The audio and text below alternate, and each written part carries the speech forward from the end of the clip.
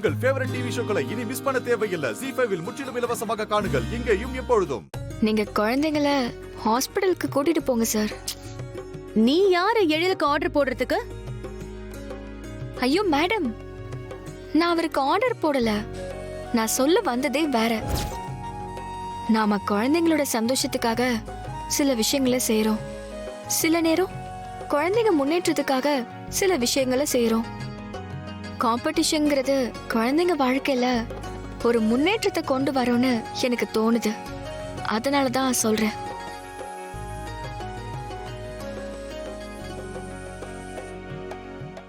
எழிலுக்கு award கொடுக்கறதால குழந்தைங்க லைஃப்ல என்ன முன்னேற்றம் வரும்?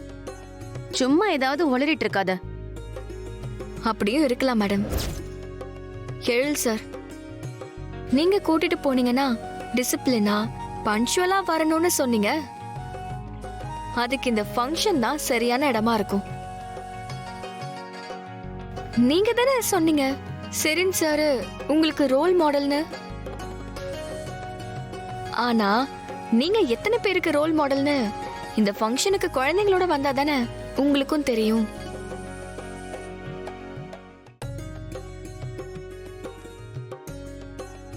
நீங்க எவ்வளவு பெரிய டாக்டர், உங்களுக்கு இந்த ஊர்ல எவ்வளவு பெரிய பேர் இருக்கு, எவ்வளவு பெரிய ஆளுன்னு குழந்தைங்க அங்க வந்தா தானே தெரியும்.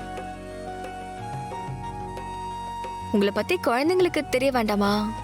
ஆபீஸ்க்கு கூட்டிட்டு போய் அங்க 4 பேர் உங்களை பெருமையா பேசும்போது தானே இவங்களுக்கு அதெல்லாம் புரியும். நீங்களும் எதிர்பார்க்கறீங்கல்ல குழந்தைங்க உங்களை புரிஞ்சுக்கணும்னு. இந்த மாதிரி இடத்துக்கு அவங்களையும் கூட்டிட்டு போனா தானே உங்களை பத்தி தெரிஞ்சுக்க முடியும்.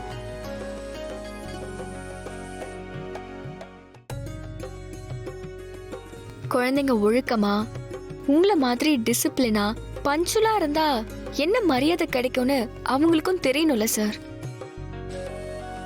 நம்ம அப்பா நம்மள ஏன் அப்படி இருக்க சொல்றாருன்னு அவங்களுக்கும் புரியும். அப்படி பண்ணாதானே குழந்தைங்க நீங்க எதிர்பார்க்கிற மாதிரி ஒழுக்கமா இருப்பாங்க. அதுவும் இல்லாம உங்க மேல இன்னும் ஒரு படி கொஞ்சம் மரியாதையும் வரும். அது மட்டும் இல்லாம பசங்க எல்லாருமே ரெஸ்பான்சிபிள் குழந்தைங்களா மாறதுக்கு ஒரு வாய்ப்பு இருக்கும். நீங்க கூட்டிட்டு போனா தானே சார் நடக்கும்.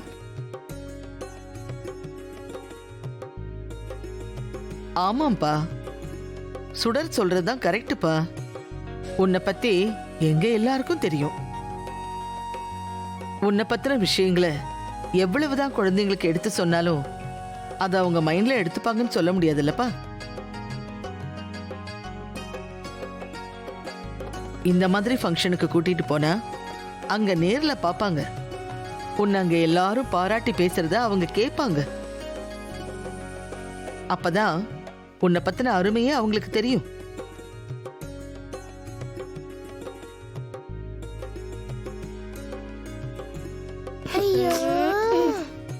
ஆண்டி, அவதான் ஏதோ புரியாம பேசுறானா என்ன ஆண்டி நீங்களும்? இல்ல மனு, நீ தடுக்காத. எழில், பசங்களை கூட்டிட்டு போப்பா.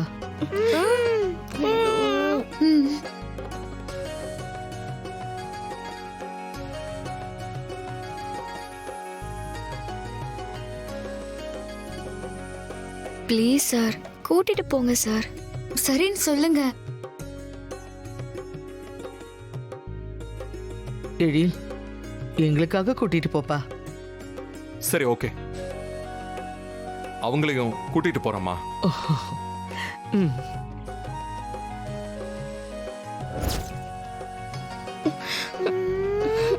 வா மனோ, போலாம்.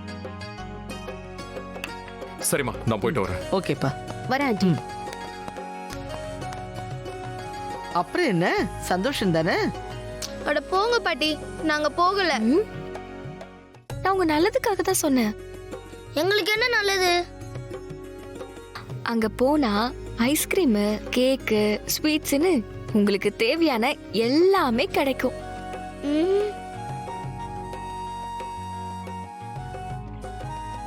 நிறைய கிஃப்ட்ஸும் இருக்கும். அப்புறம் பெரிய பெரிய செலிபிரிட்டிஸ் எல்லாரும் வருவாங்க. நிறைய டிஃபரெண்ட் ஃபுட்ஸ் எல்லாம் கிடைக்கும். யோசிச்சுக்கோங்க.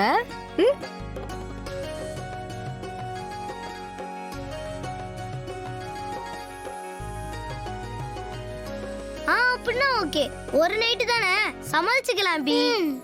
இந்த ஃபங்க்ஷனே டாக்டர் எழிலுக்கு தான். என் கையால் இந்த அவார்டை இவருக்கு கொடுக்கறதுக்கு எனக்கு ரொம்ப பெருமையா இருக்கு. Thank you sir. Congrats. Thank you so much sir.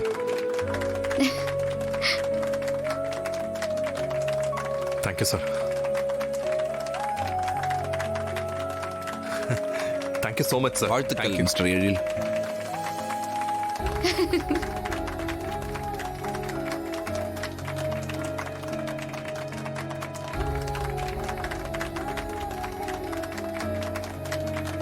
Thank you so much sir. Congrats. எனக்கு ரொம்ப பெருமையா இருக்கு சார்.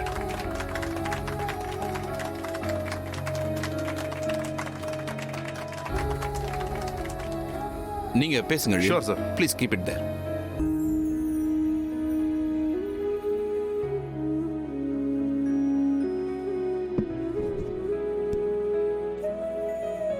எல்லாருக்கும் வணக்கம் அண்ட் தேங்க்யூ ஸோ மச். இன்னைக்கு இந்த மேடையில் உங்க முன்னாடி நிற்கிறேன். இந்த அவார்டு என் கையில் இருக்கு. அதுவும் தி கிரேட் டாக்டர் செழியன் சார் கையால் வாங்கின இந்த அவார்டை என்னால் வாழ்நாள் முழுக்க மறக்கவே முடியாது.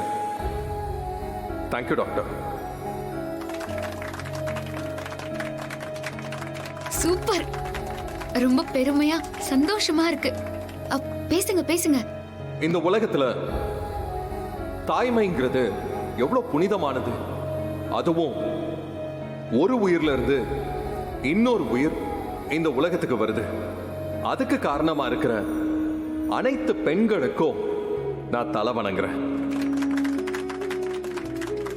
எனக்கு மட்டும் கிடையாது, எல்லாருக்குமே அவங்க அம்மா தான் பெஸ்ட். ஒரு தாய் ஒரு குழந்தைய பிரசவிக்கிறதோட விட்டுறதில்ல. அந்த குழந்தை வளர்ந்து இந்த சொசைட்டில இருக்கிற எல்லா விஷயத்தையும் தெரிஞ்சுக்கிற வரைக்கும் அந்த தாயோட அர்ப்பணிப்பு இருக்கு.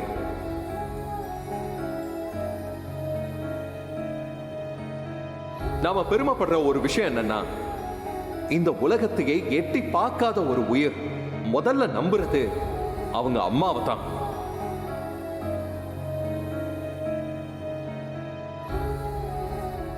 அந்த உயிரை காப்பாற்ற சொல்லி அந்த அம்மா நம்புறது நம்மள மாதிரி ஒரு மகப்பேறு மருத்துவரை தான். அப்போ நாம எவ்வளவு தூய்மையான நம்பிக்கைக்குரிய மனுஷங்களா பிறந்திருக்கோம். இதுவே ஒரு பெரிய வரமா தான் இருக்கு.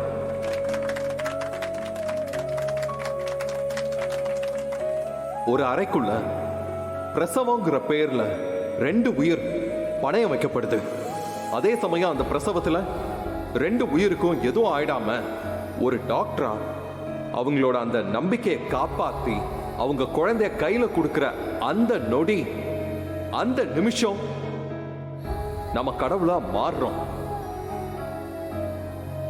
ஜீ5 ஆப்பை டவுன்லோட் செய்து அனைத்து எபிசோடுகளையும் இலவசமாக பாருங்க.